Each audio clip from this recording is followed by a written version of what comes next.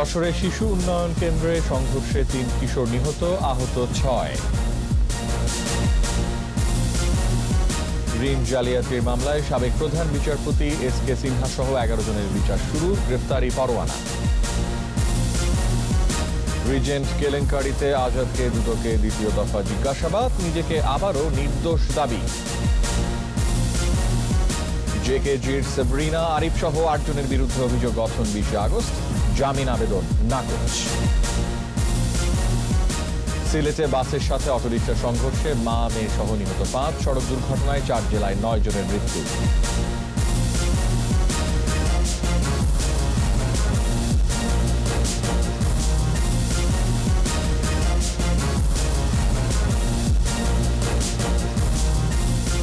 শুনছিলেন first security ইসলামী bank limited সংবাদ শিরোনাম। আমন্ত্রণ জানাচ্ছি রাত ১১টার ২১শে সংবাদে।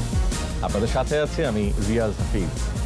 দর্শক, ২১শে টেলিভিশনের সংবাদ একই সাথে সরাসরি দেখতে পাবেন আমাদের ফেসবুক পেজ www.facebook.com/2124 অনলাইনে। মাঝখানে ভ্যানিলা ক্রিম আর দুই পাশে বিস্কুট, ইয়াম্মি মজা। ক্রিমও খাও নিজের স্টাইলে। সংবাদে আরো থাকছে, যুদ্ধবিধ্বস্ত দেশ পুনর্গঠনে টেকসই উন্নয়নের পরিকল্পনা করেন জাতির পিতা, আবার সেই পথে হাঁটছে বাংলাদেশ।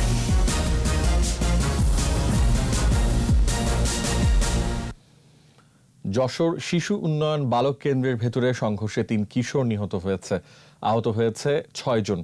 বিভিন্ন এলাকা থেকে আসা কিশোরদের অভ্যন্তরীণ দ্বন্দ্বের জেরে এই সংঘর্ষের ঘটনা ঘটেছে বলে জানায় পুলিশ। যশোর প্রতিনিধি শিকদার খালিদের রিপোর্ট, জানাচ্ছেন সমর ইসলাম।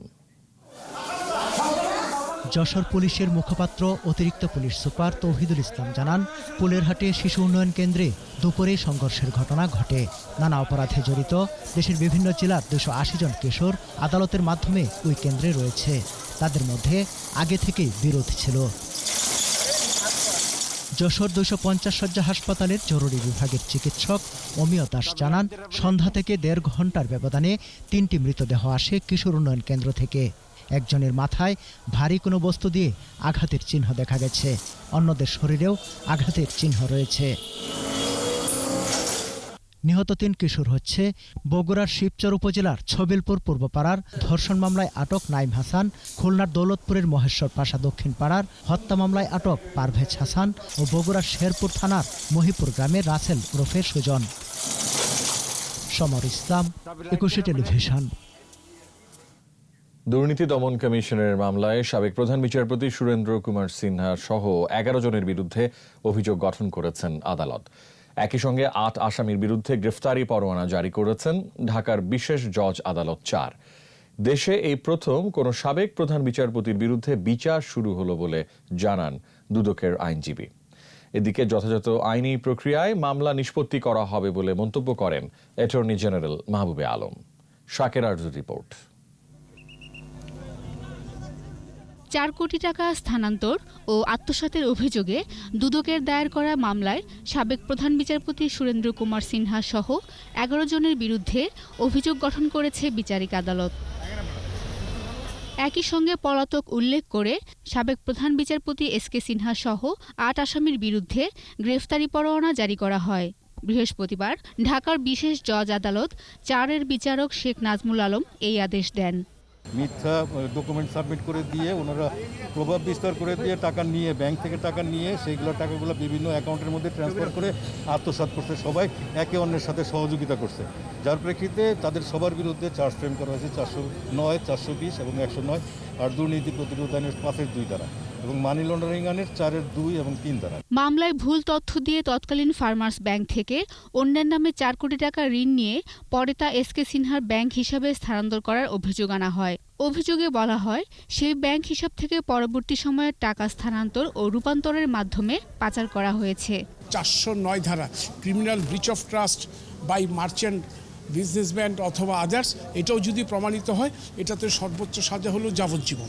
মামলা আইন অনুযায়ী চলছে এবং যথাযথ প্রক্রিয়ায় নিষ্পত্তি করা হবে বলেও মন্তব্য করেন অ্যাটর্নি জেনারেল মাহবুবে আলম।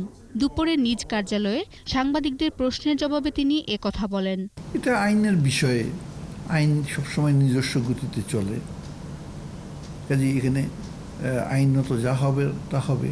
এই মামলায় 11 আসামির মধ্যে ফার্মার্স ব্যাংকের সাবেক এমডি AKM শামীম ও এক্সিকিউটিভ ভাইস প্রেসিডেন্ট ও সাবেক ক্রেডিট প্রধান গাজী সালাউদ্দিন গত 20 ফেব্রুয়ারি জামিন নিয়েছেন।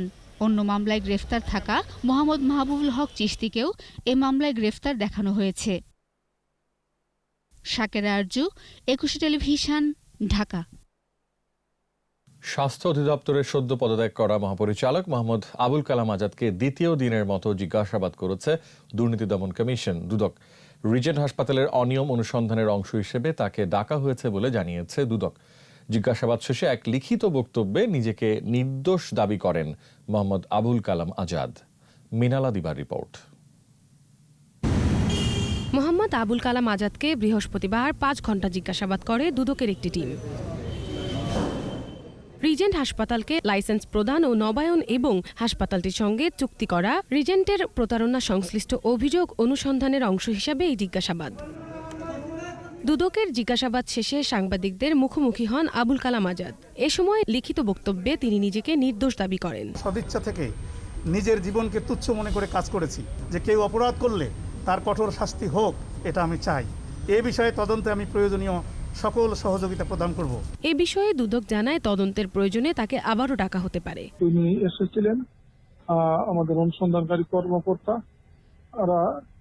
তার বক্তব্য গ্রহণ করেছেন এবং বক্তব্য পাওয়ার পর সেটি তারা আবার যাচাই বাছাই করবেন।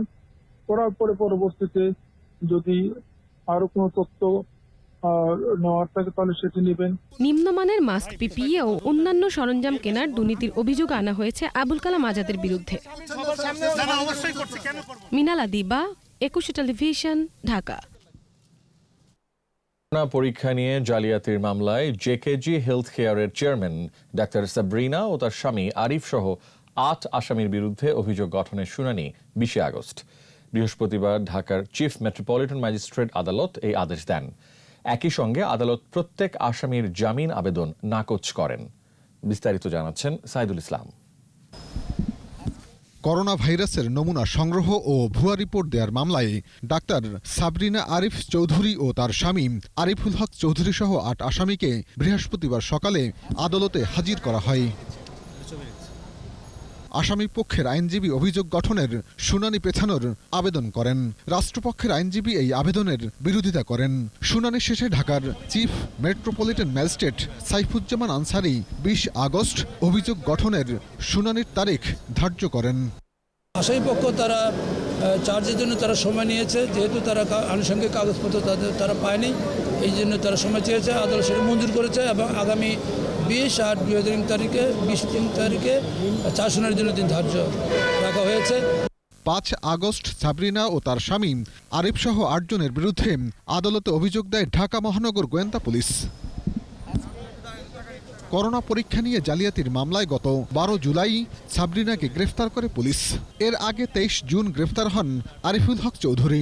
অন্য 6 আসামি বিভিন্ন সময়ে পুলিশের অভিযানে গ্রেফতার হন। সাইদুল ইসলাম, 21 টেলিভিশন, ঢাকা।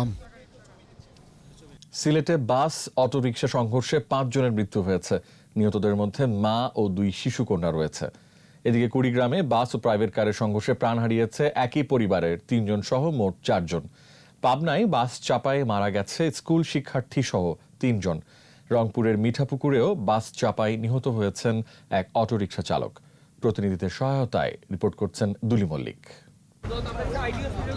ঢাকা সিলেট মহাসড়কের ওসমানীনগরে বাসের সঙ্গে সংঘর্ষে দুমড়ে মুচড়ে যায় অটোরিকশা। বৃহস্পতিবার রাত 8টার দিকে সাদিপুর এলাকায় এ দুর্ঘটনায় ঘটনাস্থলে মারা যায় অটোরিকশা চালক।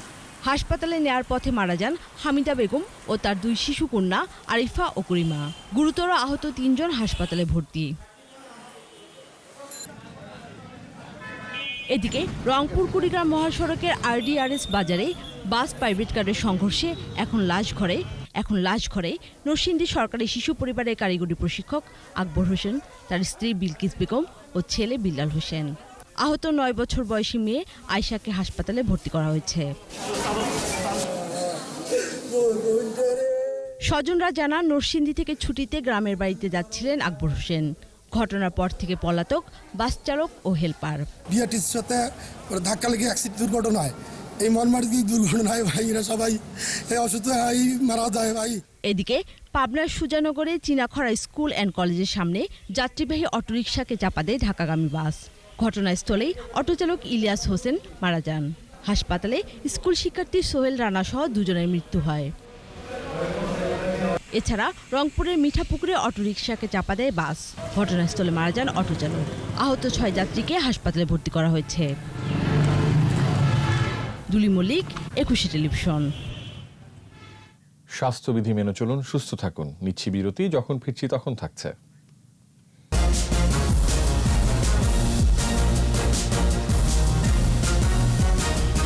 আবারও আমন্ত্রণ রাত 11টার 21 সংবাদে। সংক্রমণ হার কমেছে, তাই স্বাস্থ্য অধিদপ্তরের নিয়মিত ব্রিফিংয়ের আপাতত প্রয়োজন নেই। তবে করোনার হালনাগাদ তথ্য গণমাধ্যমের সহায়তায় সাধারণ মানুষের কাছে পৌঁছে দেওয়া হবে, কথা জানিয়েছেন স্বাস্থ্যমন্ত্রী জাহিদ মালেক। সামনের দিনগুলোতে কিছু কোভিড ডেডিকেটেড চিকিৎসা কেন্দ্রকে নন কোভিড করার উদ্যোগ নেওয়া হচ্ছে বলেও জানান তিনি। রিপোর্টে আরও জানাচ্ছেন মোহাম্মদ নুরুন্নবী। করোনা রোগী শনাক্ত হওয়ার পর থেকেই নিয়মিত করোনা ব্রিফিং করছিল স্বাস্থ্য অধিদপ্তর। 24 ঘন্টায় নমুনা সংগ্রহ হয়েছে। বুধবার থেকে আনুষ্ঠানিকভাবে বন্ধ করা হয় ব্রিফিং।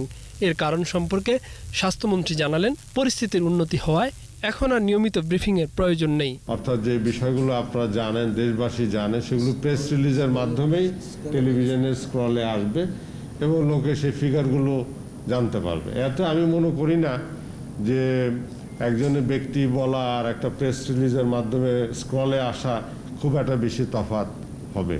করোনা ছাড়াও অন্যান্য রোগে আক্রান্তরা যাতে চিকিৎসা সেবা পায়, সেজন্য নন কোভিড হাসপাতাল বাড়ানোর সিদ্ধান্ত হয়েছে বলেও জানান মন্ত্রী। আমরা আগামীতে অনেকগুলো হাসপাতাল নন কোভিড করে দিচ্ছি এ মাসের শেষেই, যেখানে সকলেই চিকিৎসা নিতে পারবে। এছাড়াও বিভাগীয় শহরগুলোতে ক্যান্সার হাসপাতাল প্রতিষ্ঠার পরিকল্পনা চূড়ান্ত হয়েছে বলেও জানান স্বাস্থ্যমন্ত্রী। 8টি ডিভিশনে 8টি হবে এবং সেই হাসপাতালের কিছু অংশে ক্যান্সারের সার্বিক চিকিৎসা, আধুনিক চিকিৎসার ব্যবস্থা হবে। মোহাম্মদ নুরুন্নবী, 21 টেলিভিশন, ঢাকা। এদিকে কোভিড-19 দেশে আরও 44 জনের মৃত্যু হয়েছে। এ নিয়ে মোট মৃত্যু 3557। স্বাস্থ্য অধিদপ্তরের ওয়েবসাইটে করোনা সংক্রান্ত তথ্যে বলা হয়েছে, নতুন করে শনাক্ত হয়েছে 2617 জন। এ নিয়ে মোট শনাক্ত 2,69,115 জন। 24 ঘন্টায় 1782 জন সহ এ পর্যন্ত সুস্থ হয়েছে 1,54,871 জন। অবসরপ্রাপ্ত মেজর সিনহা মোহাম্মদ রাশেদ খান নিহতের ঘটনা অনাকাঙ্ক্ষিত ও অনভিপ্রেত বলেছে বাংলাদেশ পুলিশ সার্ভিস অ্যাসোসিয়েশন। সংগঠনটির সংবাদ বিজ্ঞপ্তিতে বলা হয়েছে, সিনহা নিহতের ঘটনায় দেশের মানুষের মতো বাংলাদেশ পুলিশের প্রতিটি সদস্য দুঃখিত ও মর্মাহত। এতে বলা হয়, তদন্ত কমিটি এবং মামলা হবার পরও একটি মহল সামাজিক যোগাযোগ মাধ্যম এবং কিছু প্রিন্ট ও ইলেকট্রনিক মিডিয়াকে ব্যবহার করে উদ্দেশ্যপ্রণোদিতভাবে চলমান আইনি কার্যক্রমকে প্রভাবিত ও বাধাগ্রস্ত করার চেষ্টা করছে। এই পরিস্থিতিতে রাষ্ট্রের অতি গুরুত্বপূর্ণ দুটি পেশাদার বাহিনীকে মুখোমুখি দাঁড় করানোর অপচেষ্টা দুঃখজনক ও অপ্রত্যাশিত বলেও সংবাদ বিজ্ঞপ্তিতে উল্লেখ করা হয়। অবসরপ্রাপ্ত মেজর সিনহা হত্যাকাণ্ডই প্রমাণ করে বিচার বহির্ভূত হত্যা নিয়ে বিএনপির অভিযোগ সত্যি, এমন দাবি করেছেন বিএনপির মহাসচিব মির্জা ফখরুল ইসলাম আলমগীর। ভার্চুয়াল সংবাদ সম্মেলনে তিনি বলেন, গণতান্ত্রিক সরকারের পক্ষেই এ ধরনের হত্যাকাণ্ড রোধ করা সম্ভব। পুলিশের পক্ষ থেকে আশ্বস্ত করা হয়েছে ভবিষ্যতে আর এই ধরনের ঘটনার পুনরাবৃত্তি হবে না। যদি তাই হয় তাহলে আমরা বলতে চাই, ক্রস ফায়ারে হত্যাকাণ্ড ঘটানো বা না ঘটানো পুলিশ বাহিনীর সর্বোচ্চ পর্যায় থেকে ঠান্ডা মাথার সুপরিকল্পিত সিদ্ধান্ত। মেজর সিনহা হত্যাকাণ্ডের মাধ্যমে এই হত্যাকাণ্ডের প্রেক্ষিত আমাদের এতদিনের আমরা যে দাবি করে আসছি, আমরা যে কথা বলে আসছি, সেই অভিযোগ সত্য বলে প্রমাণিত হল। অপরাধী যেই হোক, কেউ আইনের ঊর্ধ্বে নয়। অপরাধ করলে শাস্তি পেতেই হবে বলেছেন রাষ্ট্রের সর্বোচ্চ আইন কর্মকর্তা মাহবুবে আলম। দুপুরে নিজ কার্যালয়ে সাংবাদিকদের প্রশ্নের জবাবে পুলিশের গুলিতে নিহত অবসরপ্রাপ্ত সেনা কর্মকর্তা সিনহার বিষয়ে এ মন্তব্য করেন অ্যাটর্নি জেনারেল। আইন শৃঙ্খলা রক্ষাকারী বাহিনী হোক বা যেই রাষ্ট্রীয় দায়িত্বে থাকুক না কেন, তার কাজে কোনো রকম অনিয়ম, কোনো গাফিলতি যদি থাকে তো নিশ্চয়ই সে আইনের ঊর্ধ্বে না। ঢাকা ওয়াসার পর এবার রাজধানী উন্নয়ন কর্তৃপক্ষ রাজুকের কর্মকাণ্ড নিয়ে ক্ষোভ জানালেন দক্ষিণ সিটির মেয়র শেখ ফজলেনুর তাপস। রাজুক একটি হাউজিং কোম্পানি হয়ে গেছে বলে মন্তব্য করেন তিনি। বৃহস্পতিবার দুপুরে রাজধানীর একটি হোটেলে স্থানীয় সরকার মন্ত্রণালয়ের আয়োজনে রাজধানীর উন্নয়ন পরিকল্পনা নিয়ে এক আলোচনায় তিনি বলেন, 1 অক্টোবরের মধ্যে যে কোনো উন্নয়ন কাজের জন্য সব সংস্থাকে সিটি কর্পোরেশনের সাথে সমন্বয়ে আসতে হবে। রাজধানীর জলাবদ্ধতার জন্য মেয়র তাপস এবং উত্তরের মেয়র আতিকও ওয়াসার কর্মকাণ্ডে ক্ষোভ প্রকাশ করেন। রাজধানীর খালগুলোর দায়িত্ব সিটি কর্পোরেশনকে দেওয়ার দাবি জানান তারা। যে সকল যত মন্ত্রণালয়, যত উচ্চতর পর্যায়ের কমিটি হোক না কেন, আমাদের অনুমোদন, আমাদের সমন্বয় বিহীন আমি যতদিন মেয়র আছি কোনো কাজ করতে দেওয়া হবে না। উত্তরার ছোট ছোট জায়গাতে 1 কাঠা, 2 কাঠা, 3 কাঠা প্লট কিন্তু আছে। এই প্লটগুলোকে মেহেরবানি করে আপনারা কাউকে দিবেন না। এই প্লটগুলো আমাদেরকে দেন, আমরা ছোট ছোট পার্ক করে জনগণকে দিতে চাই। এবারের বন্যায় সবচেয়ে বেশি ক্ষতি হয়েছে কৃষি খাতের। রংপুর ও সিলেট বিভাগের 5 জেলা সহ বন্যা কবলিত 10 জেলায় অন্তত 70,211 হেক্টর জমির ফসলের ক্ষতি হয়েছে। এর মধ্যে রয়েছে আউশ, আমনের বীজতলা, শাকসবজি, ভুট্টা সহ বিভিন্ন মৌসুমী ফসল। প্রতিনিধিদের সহায়তায় সমর ইসলামের রিপোর্ট। পানি নেমে গেছে, জেগে উঠেছে পাতাবিহীন সবজি গাছ, রোদে শুকিয়ে যেন পাটখড়ি। আবার কোথাও নিমজ্জিত বিস্তীর্ণ আউশের ক্ষেত, তলিয়ে আছে আমনের বীজতলা। বন্যায় ফসলের সবচেয়ে বেশি ক্ষতি হয়েছে সিরাজগঞ্জে। 9 উপজেলার অন্তত 28,000 হেক্টর জমির ফসল কম বেশি ক্ষতিগ্রস্ত হয়েছে। এছাড়া সিলেটে 2,400, সুনামগঞ্জে 1,021, জামালপুরে 12,428, নেত্রকোনায় 4,087, রাজবাড়ীতে 1,537, গাইবান্ধায় 2,533, টাঙ্গাইলে 10,542, কুড়িগ্রামে 17,000 ও লালমনিরহাটে 151 হেক্টর জমির ফসলের ক্ষতি হয়েছে।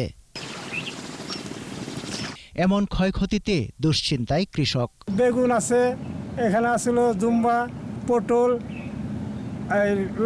লাল শাক ছিল, কলমি শাক ছিল, সব নষ্ট হয়ে গেছে। জুম্বাটা আল করছি, সবটা আল গাছ, তরকারি গাছে টাল সব কিছু গেছে, কিচ্ছু নাই। দীর্ঘ 2 মাস ধরে বন্যা, অনেক ক্ষয়ক্ষতি হয়েছে। বিনামূল্যে সরকার কিছু সাহায্যটা আমাদের করে, তাইলে হয়তো আমার বাঁচার পথ আছে, তা নাহলে আর কোনো উপায় নেই। ক্ষতি কাটিয়ে উঠতে রয়েছে সরকারি নানা সহায়তা। এছাড়া পরামর্শ সেবা দিচ্ছে কৃষি বিভাগ, জানান কৃষি কর্মকর্তারা। কৃষি মন্ত্রণালয় কৃষি পুনর্বাসনের জন্য কিছু কর্মসূচি গ্রহণ করেছে। আমরা বীজতলা, আপদকালীন বীজতলা তৈরি কর্মসূচি ইতিমধ্যে পেয়ে গেছি। 20 একর আমরা টাঙ্গাইল জেলাতে আমরা স্থাপন করব। বন্যা কবলিত এলাকায় কৃষি ঋণ মওকুফ, সহজ শর্তে নতুন ঋণ প্রদান এবং সার, বীজ, কীটনাশক সহ আর্থিক সহযোগিতার দাবি জানিয়েছেন কৃষকরা। সমর ইসলাম, 21 টেলিভিশন। করোনা পরিস্থিতিতেও ভারতের জরুরি চিকিৎসা ও বাণিজ্য ভিসা অব্যাহত আছে। শিগগিরই সাধারণ ভিসা প্রদান চালু করা হবে, জানিয়েছেন ভারতের হাই কমিশনার রিভা গাঙ্গুলি দাস। সচিবালয়ে নৌ পরিবহন মন্ত্রীর সাথে বিদায়ী সাক্ষাৎ শেষে সাংবাদিকদের তিনি বলেন, কিছু রুটিন প্রোটোকল হালনাগাদ করা হচ্ছে, কিছু এসওপি এর পরীক্ষামূলক বাস্তবায়ন হচ্ছে। আর নৌ পরিবহন মন্ত্রী খালিদ মাহমুদ চৌধুরী বলেন, কিছু নৌ প্রোটোকল সংশোধনের পর্যায়ে আছে। প্রধানমন্ত্রী শেখ হাসিনার সফরে সই হওয়া এসওপির বিষয়ে বেশ কিছু অগ্রগতির বিষয়ে বৈঠকে আলোচনা হয়েছে। খুব emergency medical visa, business visa তো আমরা দিচ্ছি বাই এয়ার। আমরা চেষ্টা করছি যে এটা যত তাড়াতাড়ি নর্মাল হয়, বাট এখনো যারা খুবই এমার্জেন্সি পেশেন্টস তাদের ভিসা দেওয়া হয়। আমরা চাই যে আমাদের যে কানেক্টিভিটিটা এটা বাড়াতে, সেটা নৌপথ অন্যতম একটা মাধ্যম হতে পারে। সে ব্যাপারে আমরা কথা বলেছি এবং ভারতের সঙ্গে এই কাজগুলো আমরা আরো এগিয়ে নিতে চাই। আমাদের বিশেষ আয়োজন শোকাবহ আগস্ট।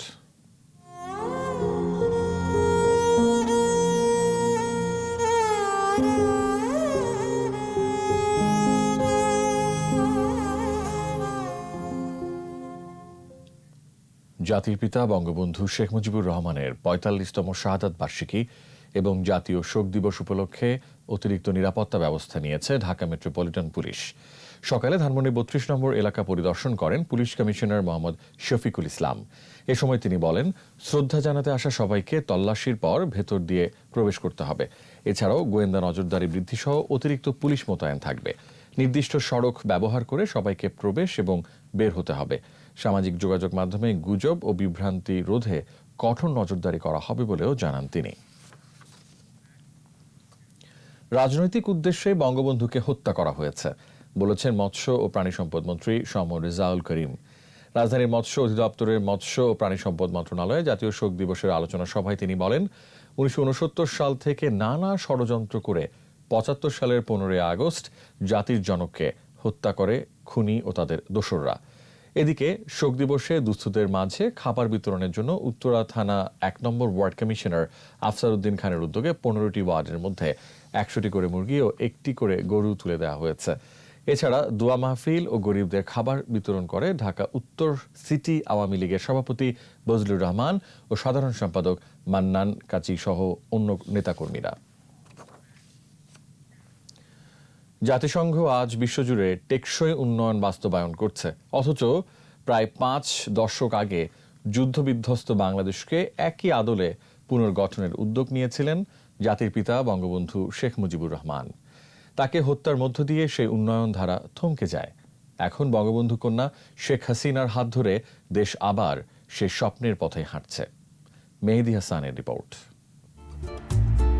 1972 সালের 10 জানুয়ারি বিজয়ীর বেশে দেশে ফিরে এলেন জাতির পিতা। বলেছিলেন 7 কোটি বাঙালির বঙ্গজননী রেখেছ বাঙালি করে মানুষ করনি, আমার বাঙালি আজ মানুষ। এমন ভূমিতে ফিরলেন বঙ্গবন্ধু যেখানে পাকিস্তানিদের ধ্বংসযজ্ঞের চিহ্ন। শোষণ বঞ্চনায় দেশের 80% মানুষ দারিদ্র্যসীমার নিচে। বৈদেশিক মুদ্রার সংকট, বিশ্ববাজারে তেল রাজনীতির কারণে মূল্যস্ফীতি তুঙ্গে। এমন পরিস্থিতিতে শক্ত হাতে হাল ধরেন জাতির পিতা। সব মানুষকে সম্পৃক্ত করে উন্নয়ন নিশ্চিত করতে সম্পদের সুষম বন্টনের উদ্যোগ নেন তিনি। সমবায়, কৃষি ও সাম্যের ভিত্তিতে দেশের অর্থনীতি পুনরুদ্ধারে কাজ শুরু করেন। কোটি মানুষ দরিদ্র হয়ে পড়েছে, আমাদের কৃষি ভেঙে পড়েছে, শিল্প ভেঙে পড়েছিল, তারপরে অন্যান্য অর্থনৈতিক যে কর্মকাণ্ড সবগুলো ভেঙে পড়েছিল। এটা যুদ্ধের পরে যা হয়, তো সেখান থেকে টেনে তোলা সেটা খুব কঠিন কাজ ছিল, কিন্তু তিনি শুরু করেছিলেন এবং দ্রুত আমরা দেখলাম যে অর্থনৈতিক অগ্রগতি করতে শুরু করেছে। সব সংকট কাটিয়ে দেশ যখন স্থিতিশীলতার পথে, ঠিক তখনই ঘাতকরা সপরিবারে নির্মমভাবে হত্যা করে বঙ্গবন্ধুকে। সাথে সাথে জাতির অর্থনৈতিক মুক্তির স্বপ্ন উল্টো পথে যাত্রা শুরু করে।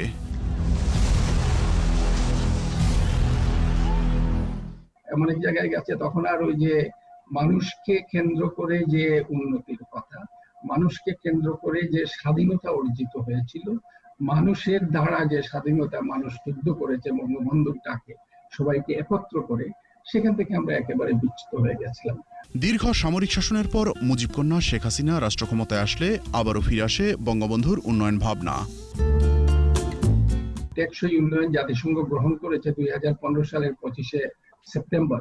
সেখানে বলা আছে কাউকে বাদ দেওয়া যাবে না। সেখানে বলা আছে যে সবাইকে অন্তর্ভুক্ত করে এগিয়ে যেতে হবে এবং প্রত্যেককে তার ন্যায্য অধিকার দিতে হবে। বঙ্গবন্ধু তখনই সেটা বলেছিলেন যে সবাইকে বঞ্চনা থেকে মুক্ত করে স্বাধীনভাবে এগিয়ে যাওয়া। বাংলাদেশ আজ মধ্যমায়ের দেশের দ্বার প্রান্তে। বঙ্গবন্ধু জীবিত থাকলে এ উন্নয়ন অভিযাত্রা অনেক আগেই সম্পন্ন হতো। মেহেদী হাসান, 21 টেলিভিশন, ঢাকা। স্বাস্থ্যবিধি মেনে চলুন, সুস্থ নিরাপদ থাকুন। নিচ্ছি বিরতি, যখন ফিরছি তখন অন্যান্য খবরের সঙ্গে আরও থাকবে। 93 লাখ টাকার রাজস্ব ফাঁকি, ফেসবুকের বাংলাদেশের এজেন্টের বিরুদ্ধে ভ্যাট আইনে মামলা। ইউরোপে বাড়ছে করোনা সংক্রমণ, বিভিন্ন শহরে মাস্ক ব্যবহারে কঠোরতা।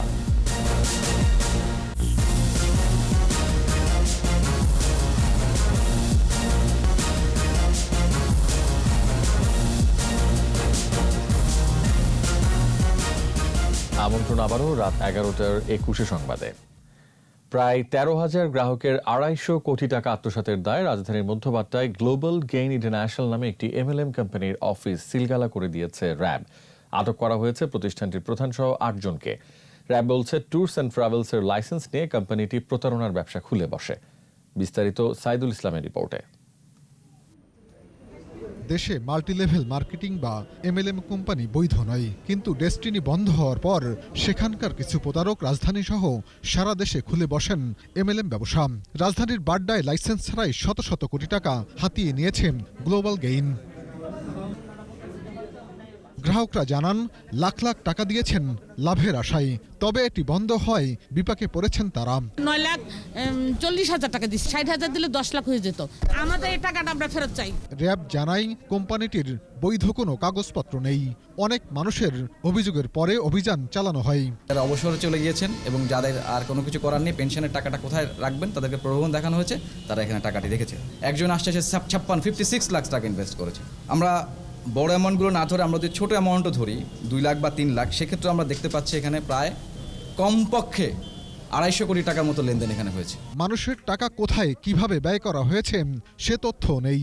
টাকা বিদেশে পাচার করা হয়েছে কিনা তাও খতিয়ে দেখা হচ্ছে বলে জানিয়েছে র্যাব। 150 থেকে 200 কোটি টাকা সে কোথায় সরিয়েছে, সে কি দেশে বিভিন্ন জায়গায় নামে বেনামে কোনো স্থাবর অস্থাবর সম্পত্তি কিনেছে কিনা, দেশ থেকে বাইরে পাচার করেছে কিনা, সেটি ফার্দার ইনভেস্টিগেশন করে আমরা আপনাদেরকে বলতে পারবো। রাজধানীতে যেসব MLM কোম্পানি রয়েছে সেগুলোর বিরুদ্ধেও অভিযানের কথা জানায় র্যাব। তাদের ক্লিয়ারেন্স নেই বা পারমিশন নেই, অবশ্যই আমরা তাদের বিরুদ্ধে অভিযান পরিচালনা করব। সাইদুল ইসলাম, 21 টেলিভিশন, ঢাকা। আইন ভঙ্গের দায়ে ফেসবুকের স্থানীয় এজেন্টের বিরুদ্ধে মামলা করেছে ভ্যাট গোয়েন্দা ও তদন্ত অধিদপ্তর। অফিস পরিবর্তনের তথ্য গোপন এবং রিটার্ন দাখিল না করায় ফেসবুকের এজেন্ট HTT পুল বাংলাদেশের বিরুদ্ধে এ মামলা করা হয়। ভ্যাট গোয়েন্দা তদন্ত অধিদপ্তর বলছে, ফেসবুক এজেন্ট HTT পুল 31টি প্রতিষ্ঠানের কাছ থেকে 6,22 লাখ টাকার বিজ্ঞাপন সংগ্রহ করে। এর জন্য ভ্যাট হিসেবে নিয়েছে 93,32,000 টাকা, কিন্তু রিটার্ন দাখিল না করায় তা সরকারের কোষাগারে জমা হয়নি। সোশ্যাল ইসলামী ব্যাংক লিমিটেড বাণিজ্য সংবাদ।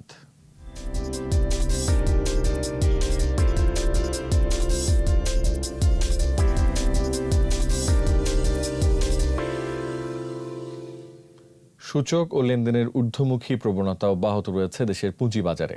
বৃহস্পতিবার ডিএসইতে লেনদেন হওয়া 355টি প্রতিষ্ঠানের মধ্যে দর বেড়েছে 204টির, কমেছে 130টির, আর অপরিবর্তিত রয়েছে 21টির দর। ডিএসইর প্রধান সূচক DSEX প্রায় 70 পয়েন্ট বেড়ে উঠে আসে 4,703 পয়েন্টে। দিন শেষে ডিএসইতে লেনদেনের পরিমাণ দাঁড়ায় 1,207,77 লাখ টাকা। সূচক বেড়েছে সিএসইতেও। সিএসইতে লেনদেন হওয়া 292টি প্রতিষ্ঠানের মধ্যে দর বেড়েছে 166টির, কমেছে 99টির, আর বদলায়নি 27টির দর। আর সিএসইতে মোট লেনদেন হয়েছে 35,09 লাখ টাকার শেয়ার ও মিউচুয়াল ফান্ড। শেষ করছি রাত 11টার 21 সংবাদ। তবে যাওয়ার আগে ফার্স্ট সিকিউরিটি ইসলামী ব্যাংক লিমিটেড সংবাদ শিরোনামগুলো আরও একবার। যশোরে শিশু উন্নয়ন কেন্দ্রে সংঘর্ষে 3 কিশোর নিহত, আহত 6। ঋণ জালিয়াতির মামলায় সাবেক প্রধান বিচারপতি SK সিনহা সহ 11 জনের বিচার শুরু, গ্রেফতারি পরোয়ানা। রিজেন্ট কেলেঙ্কারিতে আজাদকে দুদকের 2য় দফা জিজ্ঞাসাবাদ, নিজেকে আবারও নির্দোষ দাবি। জেকেজির সাবরিনা আরিফ সহ 8 জনের বিরুদ্ধে অভিযোগ গঠন 20 আগস্ট, জামিন আবেদন নাকচ। সিলেটে বাসের সাথে অটোরিকশার সংঘর্ষে মা মেয়ে সহ নিহত 5, সড়ক দুর্ঘটনায় 4 জেলায় 9 জনের মৃত্যু। সর্বশেষ খবর জানতে ডায়াল করুন 2021 নম্বরে, আর ভিজিট করুন 21-tv.com এর সাইটে। এছাড়া ফেসবুকে লগ ইন করতে পারেন facebook.com/2124 অনলাইনে। আমাদের পরবর্তী সংবাদ রাত 1টায় দেখার আমন্ত্রণ রইল। দর্শক, স্বাস্থ্যবিধি মেনে চলুন, সুস্থ থাকুন, 21 সংবাদ দেখুন, সঙ্গেই থাকুন।